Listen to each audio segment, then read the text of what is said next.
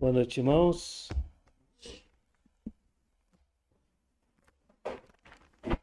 Homeschooling.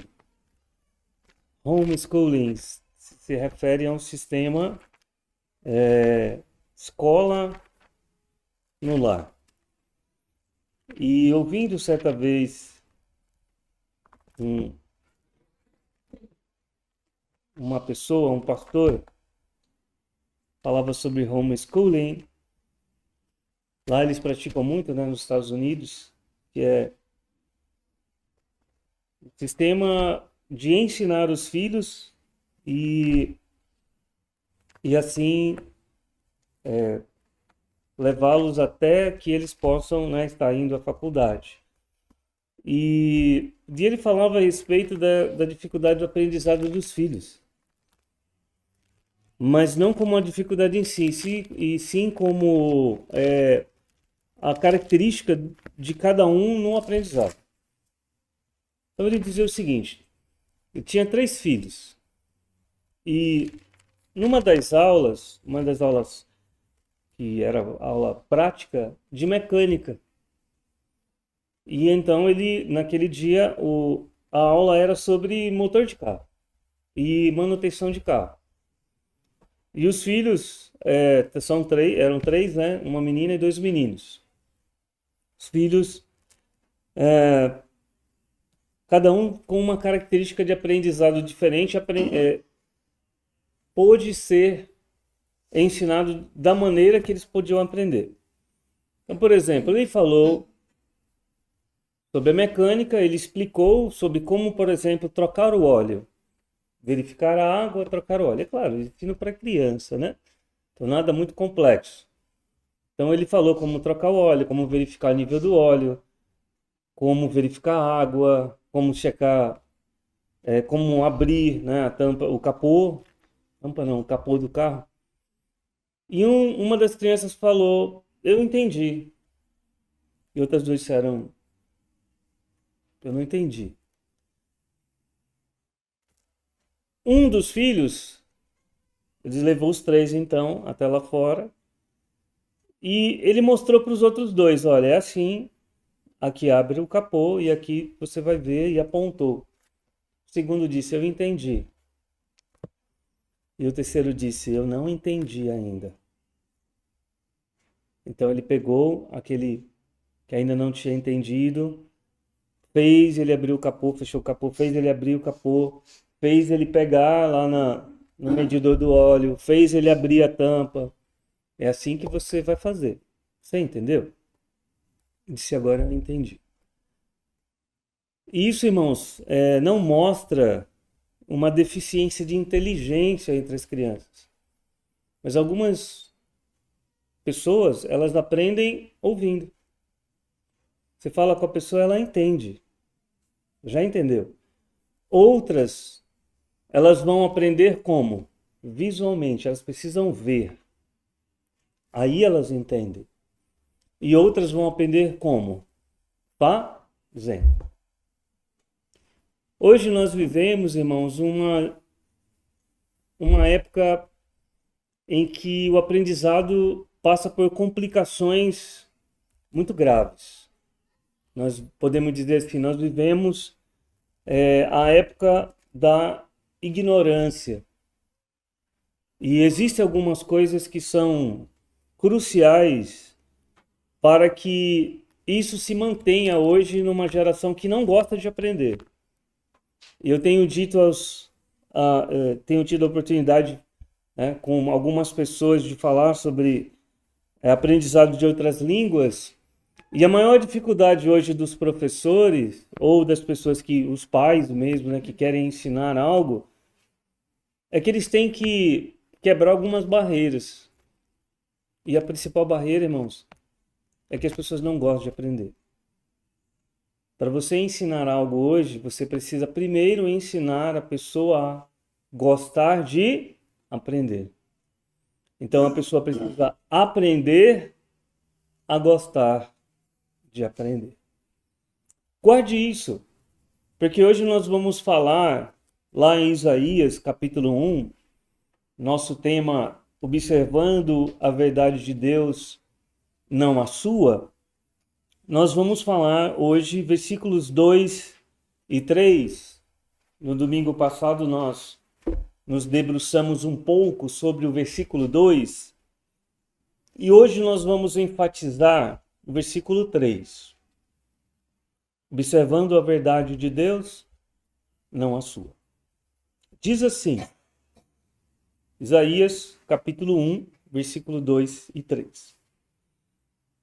Ouvi, ó céus, e dá ouvidos tu, ó terra, porque o Senhor tem falado. Criei filhos e engrandeci-os, mas eles se rebelaram contra mim. O boi conhece o seu possuidor, e o jumento a manjedoura do seu dono.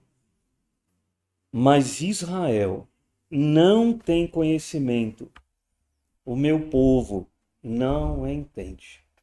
Vamos orar? Senhor, nós te agradecemos pela tua palavra, nós nos sujeitamos a ela e nós reconhecemos, ó Deus, que nas nossas imperfeições, na nossa natureza pecaminosa, nós não podemos nos aproximar de ti. Mas nós, ó Deus, que temos a Cristo, mesmo convivendo com essa natureza decaída, nós sabemos que o Espírito Santo habita em nós. E ele tem o poder de abrir o nosso entendimento para compreender tuas verdades. Não nos mantém na ignorância, mas nos auxilia, ó Deus, cada dia a observarmos a tua verdade. Não a nossa, não a do mundo. Não, Senhor Deus, os erros, mas diante de ti nos submetermos completa e plenamente ao teu querer, em nome de Jesus. Amém.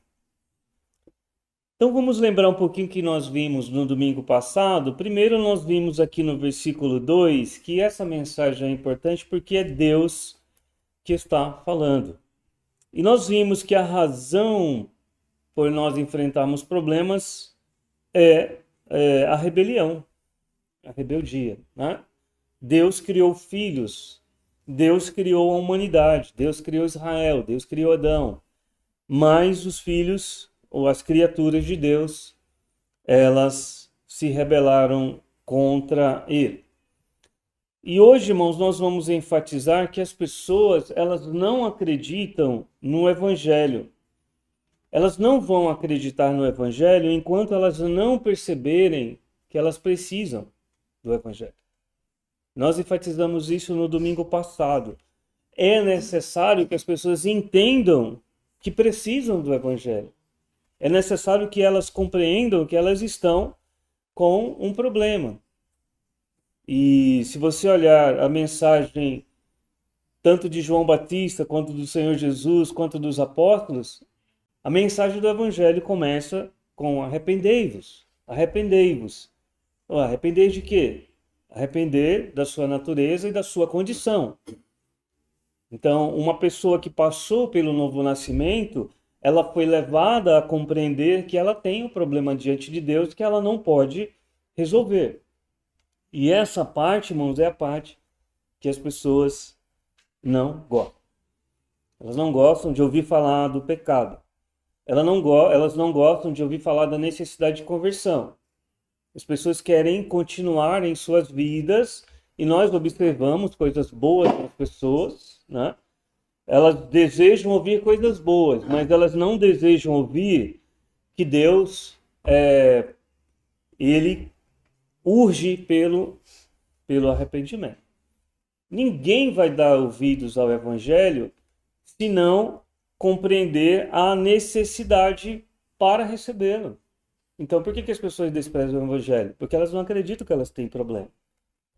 Elas não vão olhar para a mensagem de Jesus, elas não vão olhar para o sacrifício propiciatório pelo pecado, elas não vão se importar com isso, porque para elas não faz sentido. Elas estão vivendo bem, elas estão estudando, trabalhando, convivendo, se relacionando. Mas qual é a nossa função como testemunhas? Qual é a nossa função como aqueles que pregam a palavra de Deus? É mostrar às pessoas que elas precisam ir a Cristo. Esse era o problema com os filhos de Israel. Eles não percebiam, irmãos, que eles estavam em erro.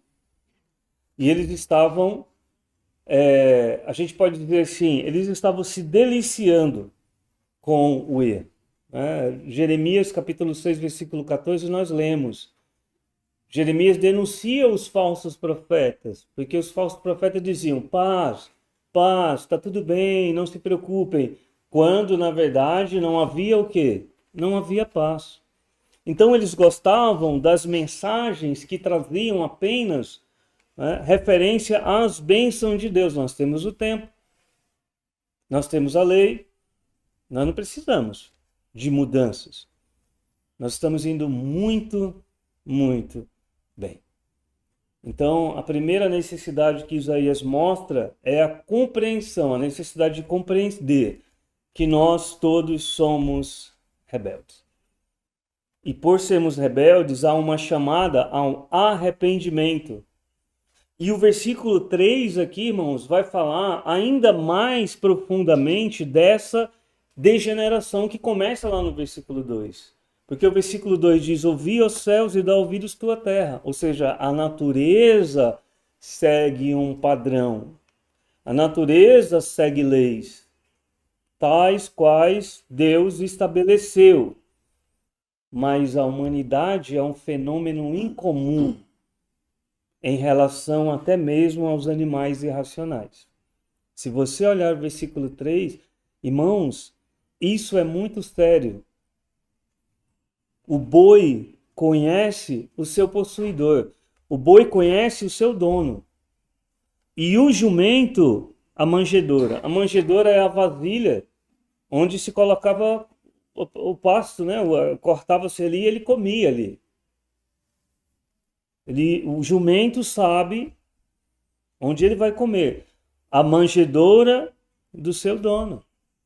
Lembra da manjedoura de Jesus, né? Ele foi colocado num local, né, que não havia lugar na estalagem, então ele foi colocado num suporte onde se colocava palha para os bois, palha para os jumentos. Israel não tem conhecimento.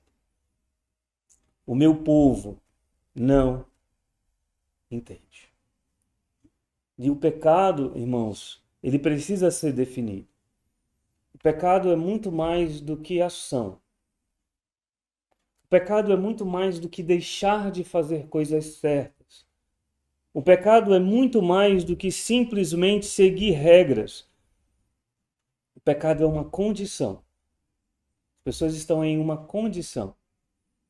E há um exemplo interessante de um homem que ele frequentava a igreja, uma determinada igreja, e ele conversava com o pastor dele. E ele dizia, eu sei que eu tenho que melhorar. Eu sei que tem coisas que eu preciso deixar de fazer. Pastor, eu estou disposto a melhorar. Eu quero melhorar meu comportamento, eu quero ser uma pessoa boa. Porém, pastor, eu não suporto essa ideia que o senhor diz que eu preciso nascer de novo. Eu não gosto disso. Eu sei que eu tenho que melhorar. Eu sei que eu preciso melhorar. Mas essa história de nascer de novo não entra na minha cabeça. Eu não consigo compreender isso. E eu não gosto disso. Lucas, capítulo 11, veja aí, Lucas, capítulo 11, e o versículo 24 e o 25. Lucas, capítulo 11, e o versículos 24 e o versículo 25. Quando o espírito imundo tem saído do homem, anda por lugares secos, buscando repouso, e não achando, diz, tornarei para a minha casa de onde saí. E chegando, acha varrida e adornada. É uma reforma. É uma reforma, irmãos, apenas visual. não há moradores. Mateus capítulo 12, veja o versículo 45. Mateus capítulo 12 e o versículo 45. Isso é uma ilustração muito clara do que é a religião sem o verdadeiro evangelho. 12 de Mateus e o versículo 45, que diz assim: então vai e leva consigo outros 7 espíritos piores do que ele, e entrando habitam ali. São os últimos atos deste homem. Então ele foi adornado com a religião. Ele mudou certos comportamentos, ele fez certas limpezas na vida, mas por ele ser vazio, os últimos atos desse homem, piores do que os primeiros, assim acontecerá também a esta geração. O que é o pecado, irmãos? Não é reformar a vida. Não é se envolver com uma religião. O que é o pecado? É uma condição de rebeldia. É uma condição de rebelião. E o que faz as pessoas se rebelarem? Esse é o primeiro princípio. O pecado, irmãos, é rebelião. Mas o que faz as pessoas se rebelarem contra Deus dentro dessa condição? A ignorância. Veja Isaías 1 e o versículo 3. Isso é enfatizado pelo profeta. A ignorância. Vamos colocar assim: o que faz os homens e as mulheres se rebelarem contra Deus? Porque eles são ignorantes. Diz assim: Israel não tem o quê? Não tem o quê, irmãos? Conhecimento. Eles tinham religião, eles tinham liturgia, eles tinham um templo, eles tinham sacerdotes, eles tinham a lei, mas eles não tinham o quê? Conhecimento. O meu povo não entende. E o que o pecado faz, irmãos, para que as pessoas estejam se rebelando contra Deus? É uma coisa muito importante de nós observarmos. O pecado faz as pessoas pararem de pensar. O pecado faz as pessoas pararem de pensar. As pessoas não querem pensar.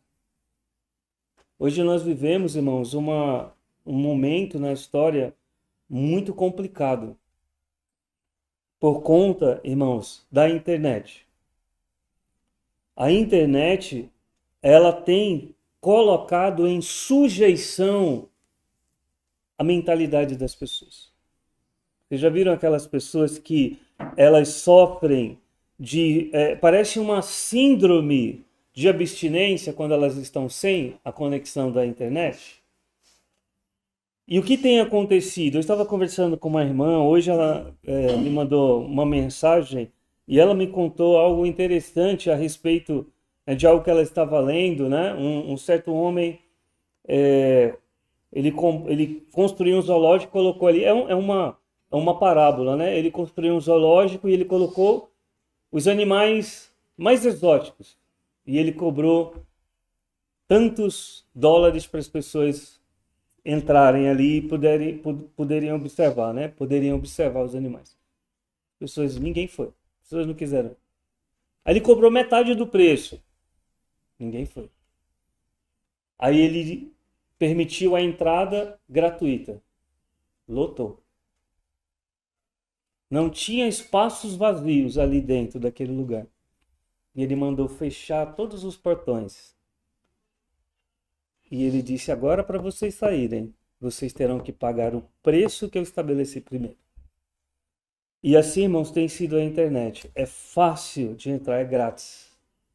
Mas para se libertar disso, irmãos, é muito complicado. As pessoas não gostam de dialogar, elas não gostam de pensar. Elas estão perdendo o foco até dos relacionamentos, porque é tudo pela internet. Mas esse problema, ele não é de agora. Viu?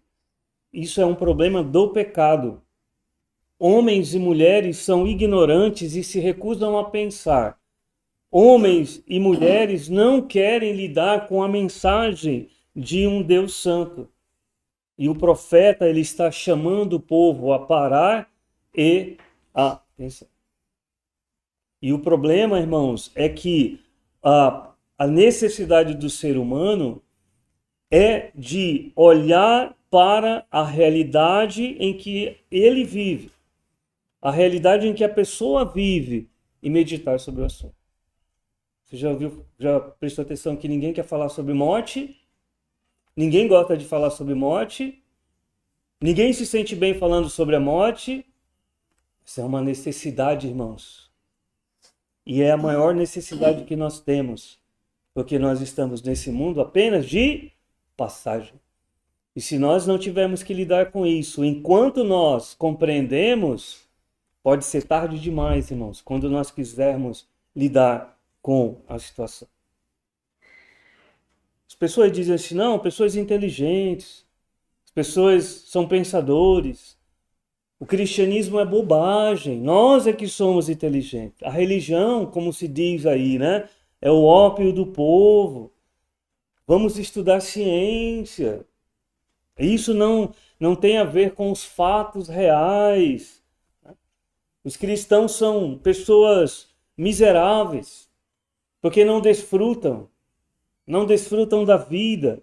São pessoas emotivas, são pessoas que se relacionam apenas com a religião deles, são pessoas, né, fechadas, de mente fechada.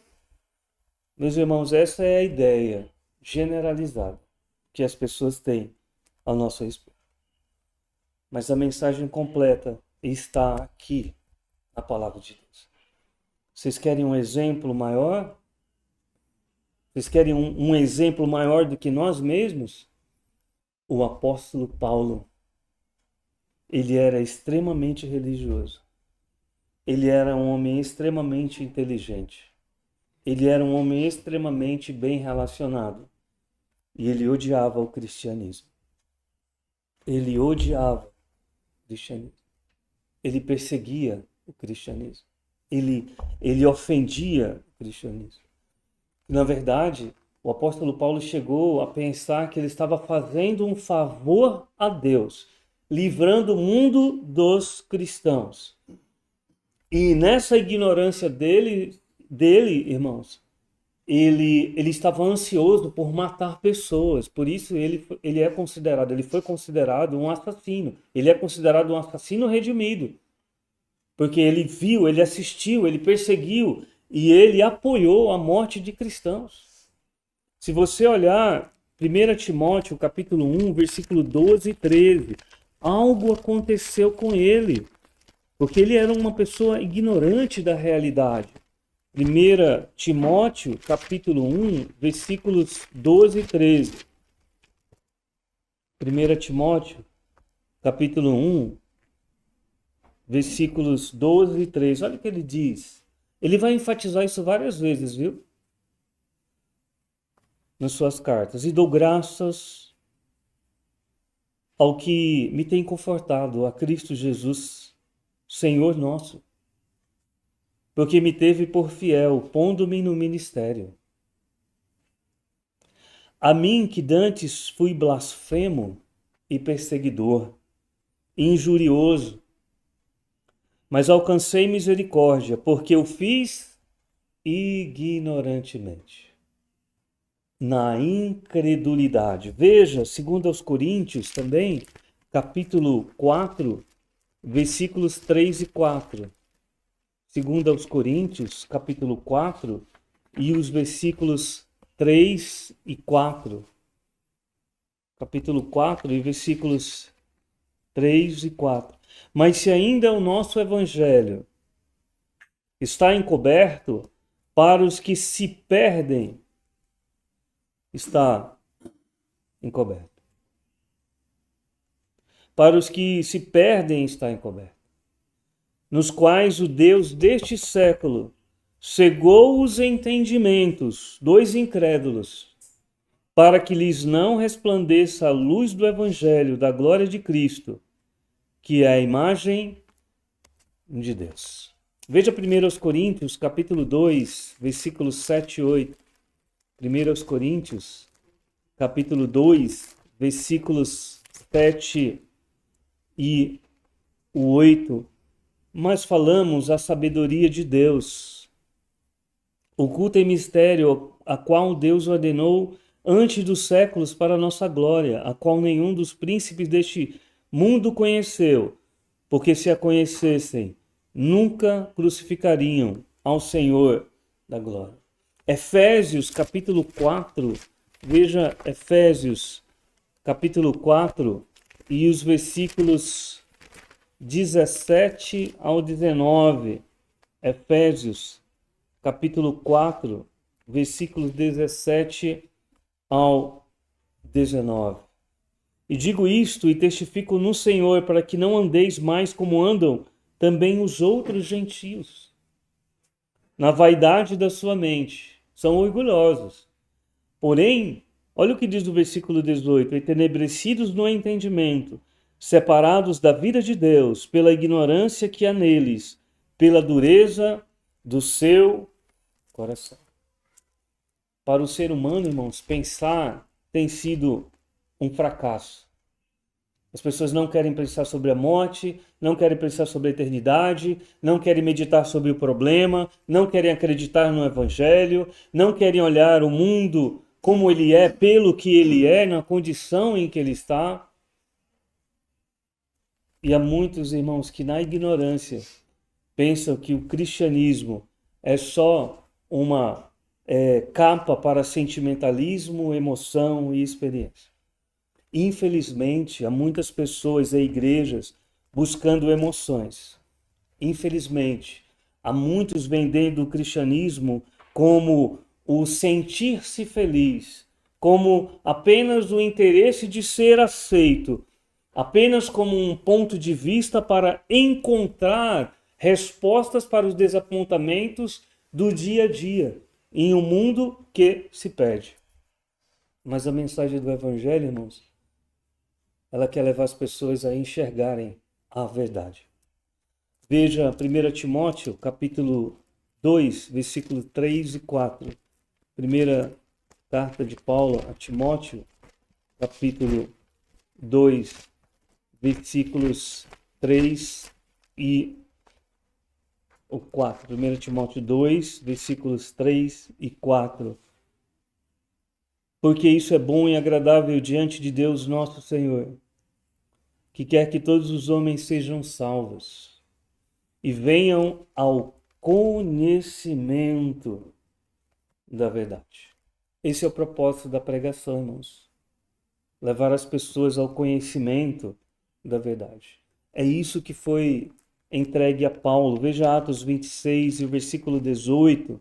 Atos 26 e o versículo 18. Essa é a necessidade das pessoas que aos olhos do mundo são boas, aos olhos do mundo não fizeram nada de mal, aos olhos do mundo são pessoas até agradáveis, mas que continuam debaixo das correntes do pecado. Que olham para o cristianismo como apenas mais uma oferta filosófica ou sentimental, ou apenas uma religião em que elas não se encaixam e não precisam. Veja Atos 26 e o 18, para lhes abrires os olhos e das trevas os converteres à luz e do poder de Satanás a Deus, a fim de que recebam a remissão dos pecados e herança entre os que são santificados pela fé em mim. Abrir os olhos, irmãos. Então, o Evangelho é uma ferramenta para abrir os olhos. E a mensagem do Evangelho é uma questão de ensinar. A mensagem dos profetas não era uma mensagem para sentir. É por isso, irmãos, que a música tem conseguido angariar tantas pessoas para determinadas religiões, porque as pessoas se sentem bem, elas gostam. Há músicas que exaltam a nossa própria natureza. Mas a mensagem do Evangelho é fazer as pessoas pensarem. E as pessoas não gostam de pensar.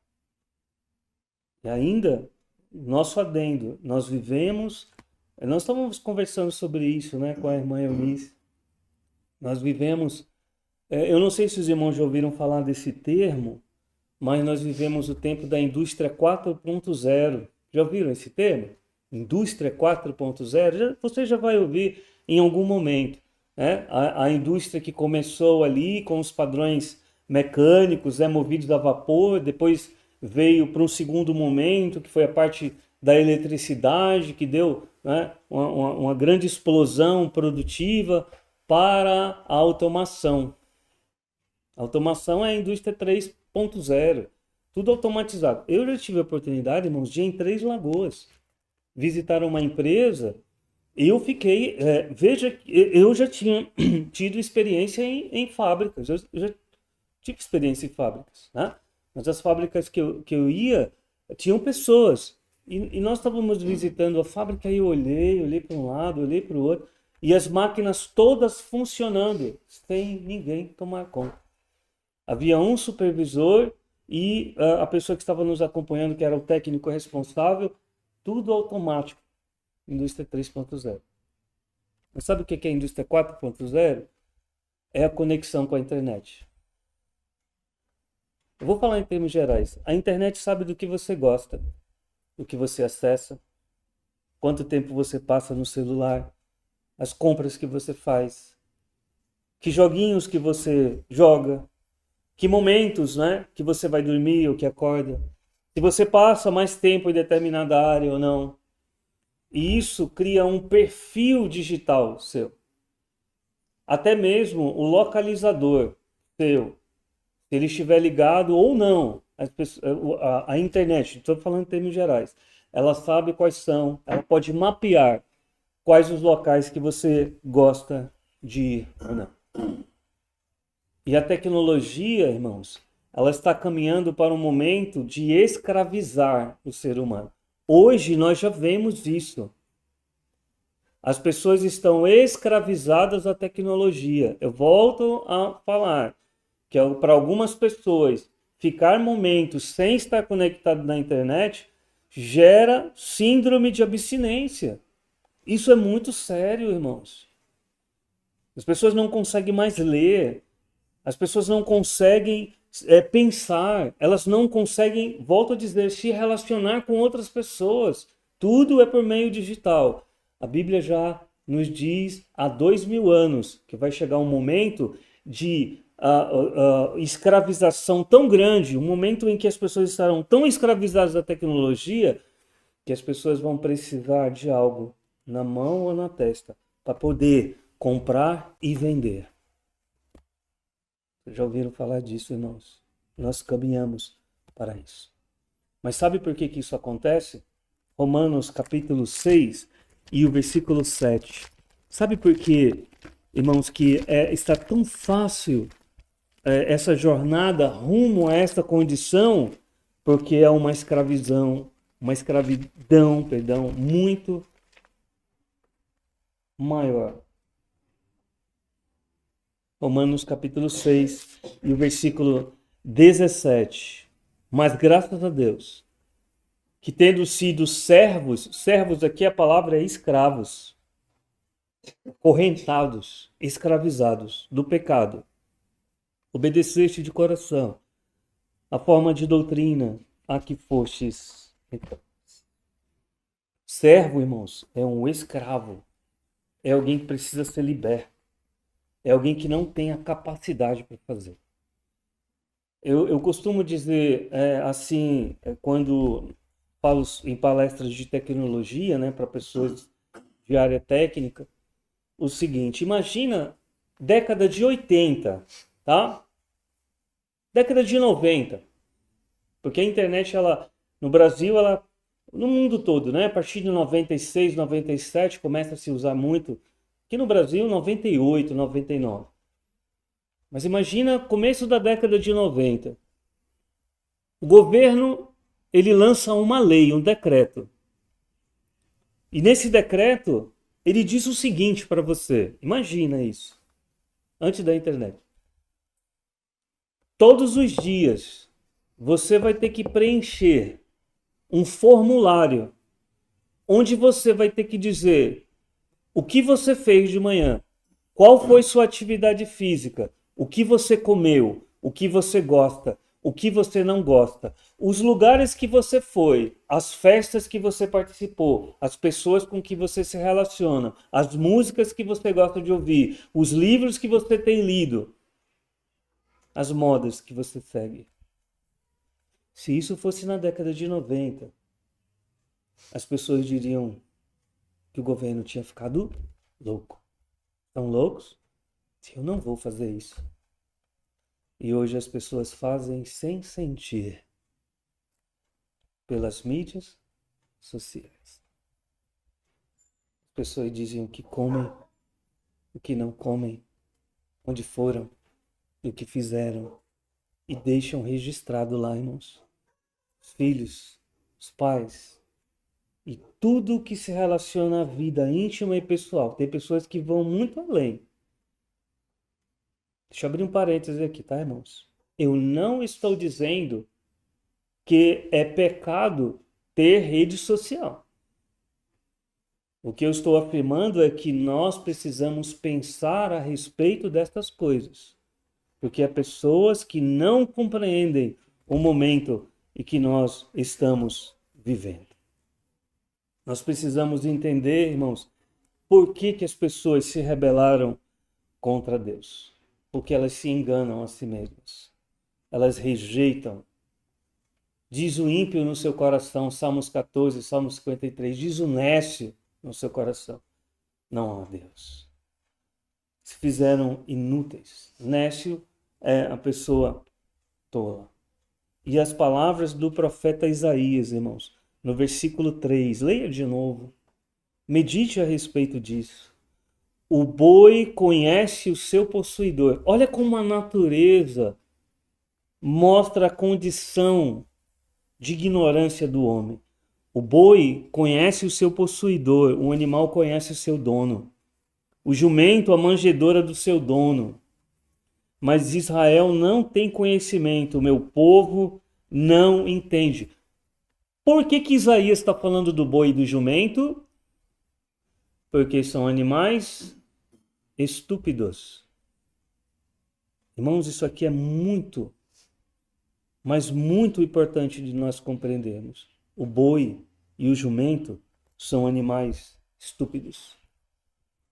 E nós podemos dizer assim, em toda a natureza, eles são obstinados e difíceis de tratar.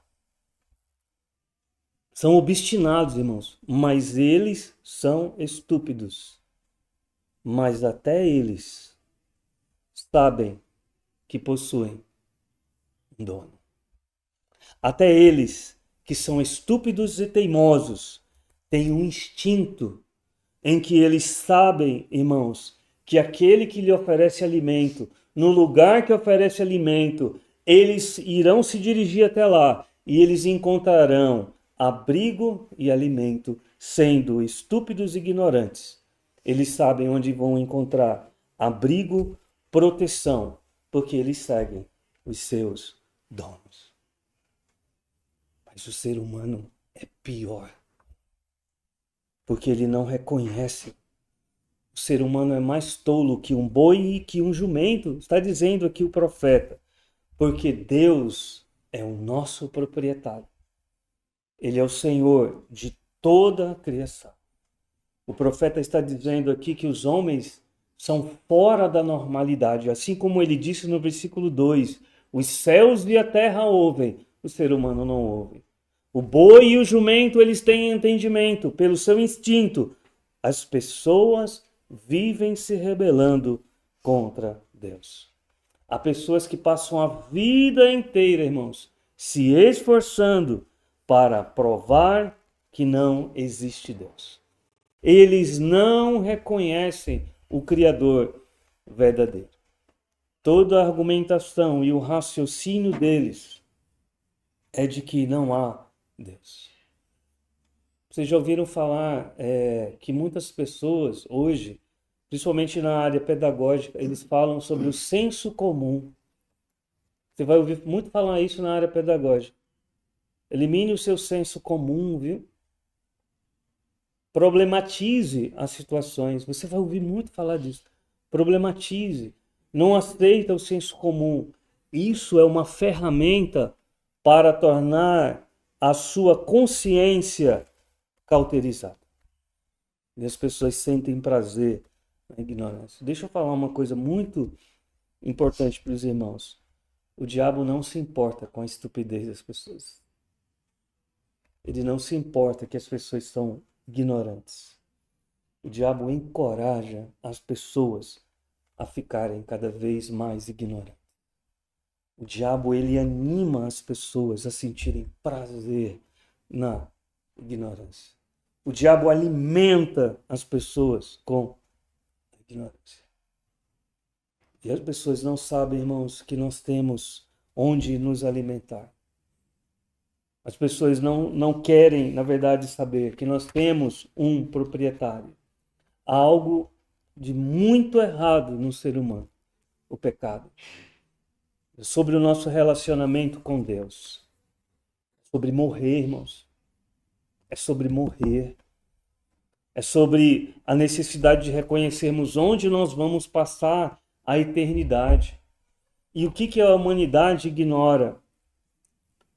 Para o ser humano hoje, irmãos, o homem não passa de um macaco que foi glorificado, né? Um animal que se transmutou, evoluiu, então ele é um macaco glorificado. Nós temos apenas, né, padrões de comportamento e nós precisamos vencer essas coisas e continuarmos evoluindo. A ignorância da raça humana, irmãos, é voltar as costas para Deus. Qual é o seu propósito de vida? Qual é o seu propósito de vida? Qual é a verdadeira felicidade que você tanto persegue? Dinheiro, posição? Qual é a verdadeira felicidade? Irmãos, eu volto a dizer o que eu já repeti algumas vezes. Verdadeira felicidade é servir a Deus, ter essa capacidade de servir a Deus por desfrutar de comunhão com Ele. Porque isso dura quanto tempo? Para sempre. Tudo mais vai passar. O boi conhece o seu dono instintivamente. O jumento sabe onde buscar, irmãos, abrigo e alimento. Os instintos avisam eles.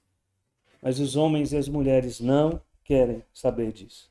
A humanidade é tão esperta, né, irmãos? Qual é a maior provisão de Deus? A mensagem do Evangelho. Deus quer remover a ignorância das pessoas. As pessoas precisam de graça e misericórdia para compreenderem que esse Criador, esse juiz, esse dono, esse proprietário, ele busca um relacionamento com os ignorantes. Ele busca um relacionamento com aqueles que são piores do que o boi e o jumento. Nós temos, irmãos, a manjedoura de Deus. Qual é a manjedoura de Deus? A sua palavra. É onde você se alimenta, é onde você come, é onde você se fortalece. E hoje nós vivemos um evangelho tão fragilizado que as pessoas não têm interesse na palavra de Deus. Sabe qual é a boa nova? Deus liberta do pecado. Deus pode libertar qualquer um do pecado. Deus pode abrir os olhos da pessoa mais ignorante. Olha o apóstolo Paulo, um assassino. Irmãos, eu me alegro e eu me emociono. O evangelho, ele causa emoção. Ele não é emoção, mas ele causa emoção. Quando eu medito sobre a conversão de certas pessoas, quando eu medito sobre a minha conversão, porque eu estava morto, perdido em delitos e pecados. Eu fui um jovem muito problemático, irmãos. E eu olho para aquele passado e eu digo, meu Deus, muito obrigado, porque se não fosse a tua graça e misericórdia, eu poderia nem estar vivo como certos conhecidos meus que já partiram. E o profeta está dizendo isso. Venham, não sejam como o boi, não sejam como o jumento. Venham, se alimentem na manjedoura. de Deus. Eu quero repetir com os irmãos João 3,16. Eu não quero que os irmãos apenas ouçam, leiam. Abra a sua Bíblia e leia comigo João 3,16. Eu sei que você conhece, mas olhe com os seus próprios olhos. Por mais que você já tenha escutado isso muitas vezes, olhe com os seus olhos, porque Deus amou o mundo de tal maneira que deu o seu Filho unigênito para que todo aquele que nele crê não pereça, mas tenha a vida eterna. João 14 e o versículo 6. João 14 e o versículo 6. E disse-lhe Jesus, eu sou o caminho, a verdade e a vida. Ninguém vem ao Pai, senão se você se humilhar perante Deus, Deus vai te dar uma nova perspectiva, uma nova mente. Não lute contra isso. A vida eterna está em Cristo e há somente uma resposta, há somente uma oferta. Está tudo aqui na sua palavra. Ouçam os argumentos de Deus. Não seja estúpido como o boi. A gente diz bronco, né? Quando é como um jumento, bronco, estúpido, quero manter a minha ignorância e vou fazer força para isso. Deus oferece verdadeira comida. Jesus é verdadeira comida e verdadeira bebida. Ele é verdadeiro perdão e verdadeira salvação. A mensagem do Evangelho, irmãos, é essa. Reconheça-se pecador. Reconheça-se ignorante. Arrependa-se, creia. Concorde com Deus. Sintam suas misérias. Sintam o seu pecado, natureza e obras. Percebam essa situação deplorável em que vocês se encontram. Chorem amargamente. Chorem por terem ofendido a Deus, a um Deus santo. Confessem suas transgressões. Confessem e convertam-se para Deus. O Filho de Deus veio ao mundo e Ele é o Salvador. Olhe para Ele. Olhe para o Calvário. Arrependa-se e creia no Evangelho. Vamos orar? Senhor, nós sabemos e reconhecemos que o ser humano é ignorante. E há algo de muito errado, Deus, em nós. E nós sabemos que se trata do pecado. Não apenas de nossas ações, mas de nossa condição perante o Senhor. Mas nós, ó Deus, também reconhecemos que um dia Cristo morreu pelos nossos pecados. E nós também, ó Deus, que somos participantes. Em determinado momento de nossas vidas, nós tivemos os olhos abertos. Olhamos para o Calvário e recebemos a Cristo como único e suficiente Salvador. Ele é o caminho, a verdade e a vida. Essa é a mensagem mais importante que o ser humano precisa ouvir. E nós, Senhor Deus, queremos transmitir esta mensagem até o fim dos nossos dias, no nosso viver, na pregação, no testemunho. Nós queremos te suplicar, tem misericórdia dos nossos familiares, dos nossos entes queridos, que vivem vidas, ó Deus, afastados e não reconciliados contigo por meio de Jesus. Ó Deus, tantas pessoas que conhecemos que estão em ignorância, que não veem necessidade de Jesus, que correm sério risco de partirem para a eternidade, ó Deus, sem salvação. Tem misericórdia deles, assim como o Senhor teve de nós. Guardai-o, Senhor Deus, para ti mesmo, concedendo o arrependimento e uma nova vida, como o Senhor concedeu a nós, por meio de Jesus Cristo, Salvador. É no nome dele que te suplicamos tais misericórdias e graças. Em nome de Jesus. Amém.